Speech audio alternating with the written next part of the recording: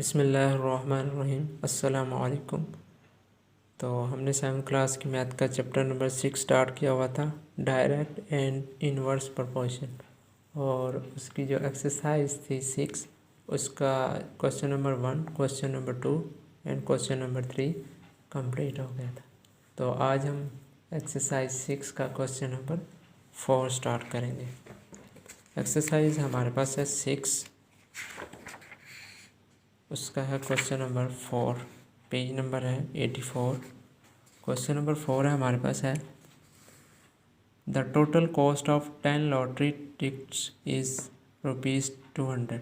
यानी जो 10 lottery tickets हैं उनकी जो प्राइस है हमारे पास ₹200 है। ठीक है। Find the cost of 25 tickets. ठीक है। 10 लॉटरी टिकट्स हैं, उसकी प्राइस है 200। अब टिकट्स कितनी हो गई हैं? 25। अब टिकट्स क्या हो गई हैं? ज़्यादा हो गई हैं, तो प्राइस भी क्या हो गई? ज़्यादा हो गई। पहले हमने डेफिनेशन डिस्कस की थी इनवर्स प्रोपोर्शन और डायरेक्ट प्रोपोर्शन। ठीक है। डायरेक्ट प्रोपोर्शन था हमारे पास। डायरेक्ट प्रोपोर्शन में क्या होता है, अगर एक वैल्यू इंक्रीज़ या डिक्रीज़ हो रही है तो दूसरी भी इंक्रीज़ या डिक्रीज़ हो रही है, तो वो प्रोपोर्शन हमारे पास होता है डायरेक्ट प्रोपोर्शन। व्हेन इंक्रीज और decrease in one quantity leads to an increase और decrease in another quantity, these quantities are in direct proportion और वेरिएशन टू ईच अदर।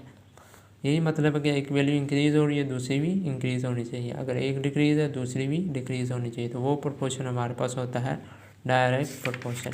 और दूसरा हमारे पास जो प्रोपोर्शन होता है वो इनवर्स प्रोपोर्शन, यानी अगर एक वैल्यू इंक्रीज़ हो रही है तो दूसरी डिक्रीज़ हो रही हो, या एक डिक्रीज़ है दूसरी इंक्रीज़ हो रही, तो वो प्रोपोर्शन हमारे पास होता है इनवर्स वेरिएशन।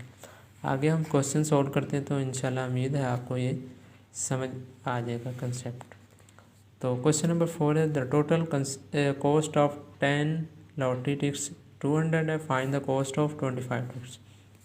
तो इसको क्वेश्चन को हम सॉल्व करने की कोशिश करते हैं। तो क्वेश्चन नंबर 4 है let the required cost of 25 lottery tickets be ₹X। हमें प्राइस चाहिए 25 लॉटरी टिकट्स की, वो हमें नहीं पता, तो इसलिए हमने सपोज कर लिया वो क्या है, ₹X है। ठीक है। We see that as the amount increases, as the amount increases the number of lottery tickets also increases. यानी अमाउंट अगर इंक्रीज़ होगी तो जो लॉटरी टिकट्स वो भी क्या होंगी? ज़्यादा आएंगी। तो ये प्रोपोर्शन हमारे पास क्या होगा? डायरेक्ट प्रोपोर्शन, क्योंकि एक चीज़ इंक्रीज़ हो रही है, दूसरी भी इंक्रीज़ हो रही है, यानी प्राइस इंक्रीज़ हो रही है तो टिकट्स भी इंक्रीज़ होंगी। तो ये हमारे पास क्या होगी? ज़्यादा टिकट्स आएंगे हमारे पास, तो ये भी हमारे पास क्या होंगी? डायरेक्ट प्रोपोर्शन होगा। तो एक तरफ हम लिख लिया टिकट्स, दूसरी तरफ हम लिख लिया कॉस्ट इन रुपीज़। ठीक है।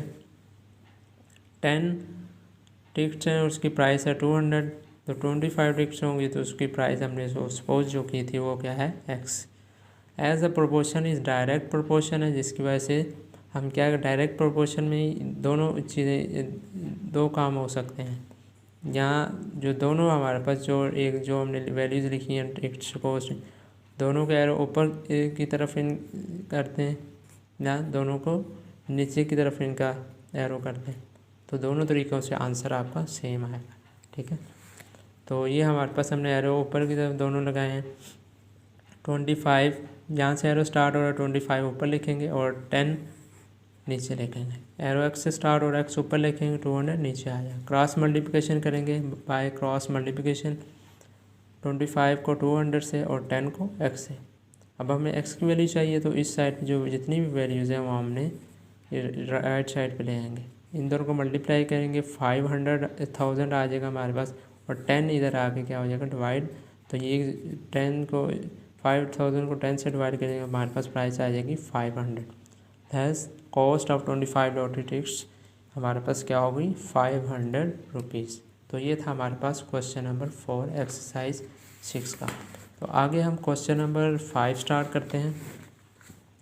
The cost of 5 metres of cloth is 1500 and 5 metre cloth है, उसकी प्राइस है 1500। How many metres of the same cloth उन्होंने कहा अगर यही सेम क्लॉथ हो, ये सेम यही कपड़ा हो, तो हम 15,000 रुपीज़ में कितने मीटर जो है क्लॉथ वो ख़रीद पाएंगे।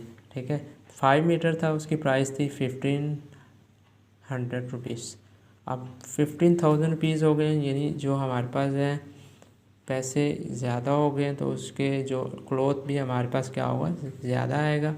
यानी ज़्यादा पैसे होंगे तो ज़्यादा चीज़ें आती हैं, तो प्राइस ज़्यादा हो गए तो उसका जो हमारे पास क्लॉथ है वो भी क्या हो जाएगा, यानी जो नंबर ऑफ़ मीटर्स हैं वो ज़्यादा हो जाएंगे। ठीक है, तो ये भी प्रोपोर्शन हमारे पास क्या होगा, डायरेक्ट प्रोपोर्शन होगा।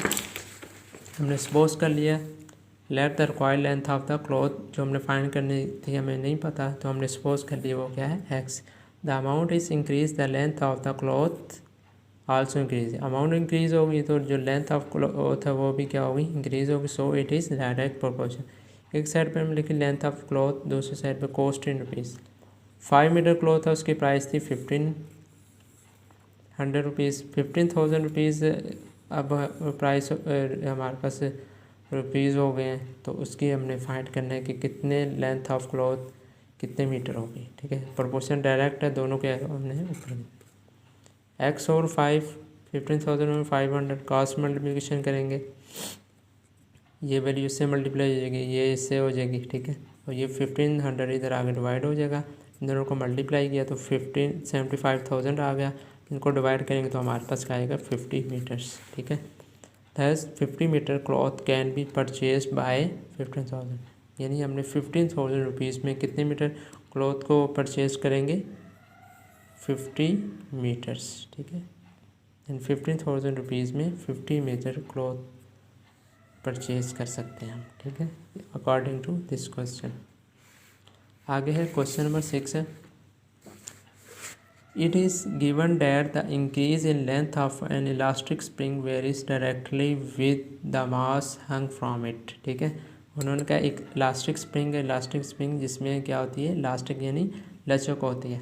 अब उन्होंने क्या है कि उसका जो जितना उसके साथ वेट को हमने हैंग करेंगे उतना ही उसका इलास्टिक यानी उतना ही वो स्प्रिंग उसमें ज़्यादा खिंचाव आएगा। ठीक है, तो यानी डायरेक्टली प्रोपोर्शनल, यानी मतलब एक चीज़ अगर डिक्रीज़ हो रही है दूसरी भी डिक्रीज़ है, या एक इंक्रीज़ है दूसरी भी इंक्रीज़ है, यानी वेट कम होगा उसमें खिंचाव क्या आएगा, कम आएगा। वेट ज़्यादा होगा तो उसमें खिंचाव भी ज़्यादा आएगा। If 50 kg produce an increase of 2.5 centimetre, यानी उसके स्प्रिंग के साथ हमने क्या किया, अगर 50 kg का लोड अगर हम उसके साथ लटकाएं, हैंग करें, तो वो उसमें इंक्रीज़ कितना होता है, 2.5 सेंटीमीटर का इंक्रीज़ होता है। ठीक है, स्प्रिंग में।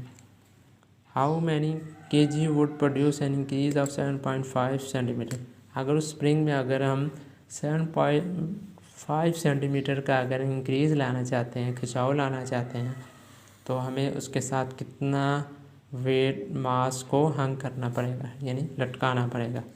तो इसमें हम अब देखें, वेट ज़्यादा डायरेक्टली है, मतलब यानी एक डिक्रीज़ है दूसरा डिक्रीज़ होना चाहिए, या एक इंक्रीज़ है दूसरा इंक्रीज़ होना चाहिए, तो ये प्रोपोर्शन हमारे पास डायरेक्ट ही है। यानी वेट 50 kg है तो इतना उसमें इंक्रीज़ हो रहा है।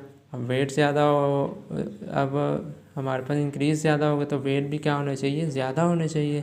तो हमने क्या कर लेना है, जब भी अकॉर्डिंग टू डायरेक्ट प्रोपोर्शन ये क्वेश्चन हमारे पास सॉल्व हो। हमने सपोज कर लिया लेट द रिक्वायर्ड वेट, जो हमें नहीं पता वो हमने सपोज कर लिया, वो क्या एक्स है।